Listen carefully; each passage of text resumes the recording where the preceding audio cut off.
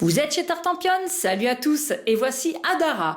C'est un jeu pour 2 à 5 joueurs à partir de 10 ans pour des parties d'environ 45 à 60 minutes. Alors bienvenue chers amis au beau milieu de notre planète Terre où nous allons développer notre civilisation afin qu'elle devienne la plus florissante possible dans les différents domaines installés ici au centre de la table. On va jouer avec l'alimentation, le militaire, la culture, les revenus et les cartes violettes viendront compléter tout ceci. Dans Adara, on va jouer en 3 époques. J'ai installé ici les cartes de l'époque numéro 1. Dès qu'elle sera terminée dans chacune des couleurs, on installera les cartes de l'époque numéro 2 et ensuite les cartes de l'époque numéro 3. À chacune des époques, bien évidemment, on respectera selon l'aide de jeu très précieuse une phase A et une phase B. Et puis à la fin de partie, à la fin des 3 époques, on prend le bloc de score et on note tous les points de victoire que vous cumulez. Celui qui aura le plus de points remportera la partie. En début de partie, chaque joueur choisit un plateau individuel à l'effigie d'un animal. On prend 2 seaux dorés, les jetons bonus et on va installer nos marqueurs dans chacune des pistes en fonction de la carte de départ qu'on reçoit en début de partie. Si vous jouez pour la première fois Adara, vous la tournerez face A, sinon plus tard, vous pourrez la tourner face B. En fonction du chiffre qui est dessiné ici en haut à gauche, eh bien, ça révélera l'ordre du tour. Celui qui aura le plus petit chiffre sera premier joueur et ainsi de suite.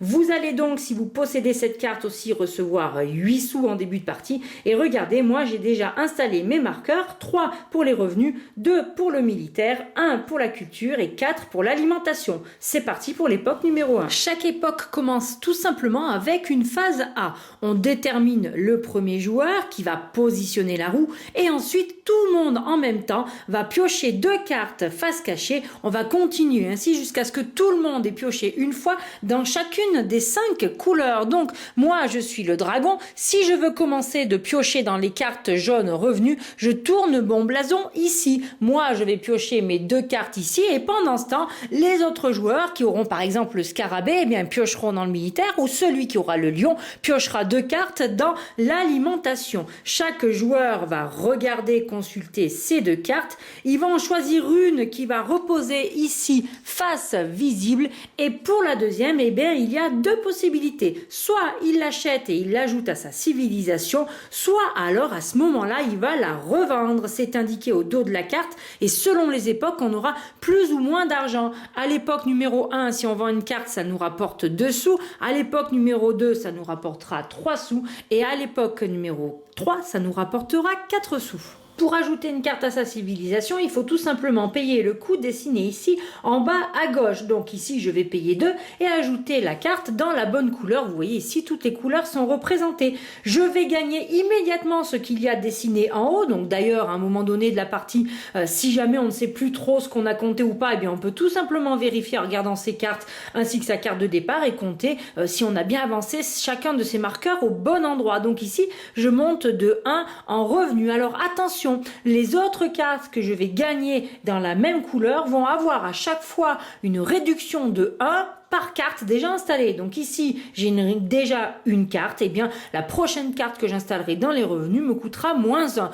Attention, on ne peut jamais redescendre en dessous de 0, mais on peut avoir éventuellement la gratuité. Alors, pour vous donner un ordre d'idée au fur et à mesure des époques qu'on voit représentées d'ailleurs ici au centre de la carte, elles peuvent vous coûter de 1 à 4 sous à l'époque numéro 1 pour les cartes revenus bien sûr, et du coup vous rapportez plus ou moins de revenus et parfois même une autre catégorie ainsi que différents points de victoire. Si je vous donne 2 exemples pour l'âge numéro 2, vous voyez bien que les coûts augmentent un peu plus mais qu'on a plus de points de victoire et qu'on augmente plus du coup sa piste et ses marqueurs. Et là par exemple ici il s'agit de l'époque numéro 3 où là c'est carrément beaucoup plus cher mais on aura beaucoup plus de points de victoire et on montera beaucoup plus. Mais de toute manière on va se développer dans les différents domaines.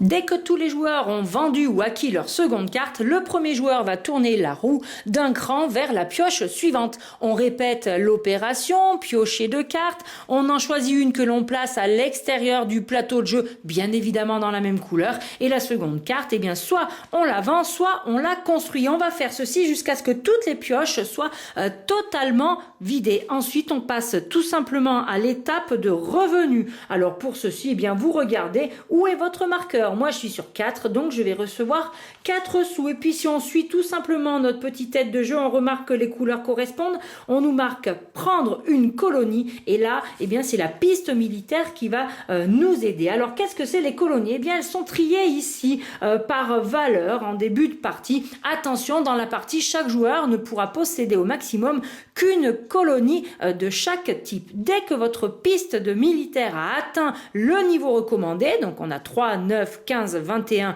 ou 30, et bien à ce moment-là, vous pouvez prendre une colonie. Alors, elles sont de ce côté de dos, vous ne savez pas ce qu'il y a dessiné à l'arrière. De toute manière, elles vous rapporteront ce qu'il y a dessiné en bas à droite, les points de victoire en fin de partie, donc vous voyez, ça augmente, mais vous pouvez en faire deux choses, c'est à vous de voir. Soit vous pouvez vendre cette colonie pour gagner 3 sous, mais vous allez l'exploiter et vous n'êtes pas un gars sympa, mais tant pis, vous aurez quand même 3 sous. Soit vous décidez de payer un sou, et à ce moment-là, c'est marqué, vous pouvez tourner votre tuile de colonie, et à ce moment-là, vous allez gagner un petit quelque chose en plus, et à chaque fois, eh bien, c'est monter ces marqueurs sur la piste. Une fois que vous avez pris la colonie, peu importe quel côté vous la tournez, vous la placerez à côté de votre plateau individuel. Alors si on jette un œil, bien évidemment, alors on ne le sait pas à l'avance, on n'a pas le droit de les tourner à l'avance, mais plus on augmente dans les valeurs de colonie, plus on aura des répartitions de marqueurs importants.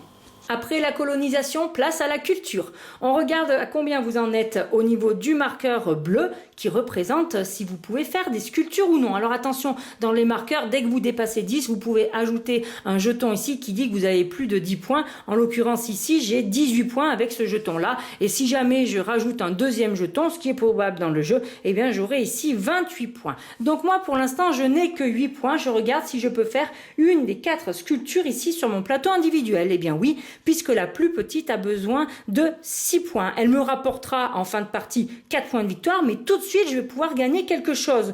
2 fois ce qu'il y a à l'intérieur, et pour cela, je choisis un des jetons que j'ai ici au-dessus de mon plateau individuel. Donc si par exemple, je choisis le côté militaire, eh bien, je gagne immédiatement 2 points pour mon marqueur militaire. On peut faire ça dans chacun des marqueurs ici dessus. Mais ce qu'il faut savoir, c'est que si vous voulez, vous pouvez décider de ne pas tourner face marqueur pour les pistes, mais vous pouvez le tourner face point de victoire pour encore plus scorer en fin de partie. On passe maintenant à la phase B où chaque joueur, à tour de rôle en commençant par le premier joueur, va choisir une des piles extérieures et prendre une carte. Attention, celle du dessus, on ne peut pas aller fouiller dans le paquet. Alors là, la roue, elle n'a plus d'importance, on s'en fout. Donc moi, je suis premier joueur, et bien je veux cette carte rouge, je la prends et soit je la construis, soit je la vends comme pour les autres. On va faire ceci jusqu'à ce qu'il ne reste plus aucune carte sur l'extérieur. Et ensuite, tout simplement, on va reprendre quasiment les mêmes étapes. On rescore les revenus, on choisit à nouveau potentiellement une colonie, on peut éventuellement sculpter un buste, et ensuite il y a une étape particulière, c'est l'alimentation. Eh bien oui, vous colonisez les gens, mais il faut quand même bien nourrir votre peuple à un moment donné. Vous regardez votre marqueur où il en est. Moi, il est à 4. Eh bien, si sa valeur est supérieure ou égale au nombre total de cartes que vous avez dans votre colonie, à ce moment-là, c'est bon, vous avez nourri tout le monde. Donc j'ai 4, j'ai 1, 2, 3, 4 cartes. Ça passe juste, mais ça passe, tout le monde est nourri. Sauf que si j'avais eu cette carte en plus, j'avais 5 cartes et un marqueur à 4. Eh bien, ça ne marche pas. Je ne nourris pas tout le monde. À ce moment-là, je dois restituer une carte. Et bien évidemment, s'il y a un marqueur dessus, là, par contre, le marqueur va baisser. Vous n'aurez plus les points de victoire non plus de la carte que vous êtes obligé de défausser à ce moment-là. Dernière particularité de la phase B, vous allez pouvoir, si vous en avez les moyens, acheter un seau argenté et ou un seau doré, ça sera en fonction de votre fortune.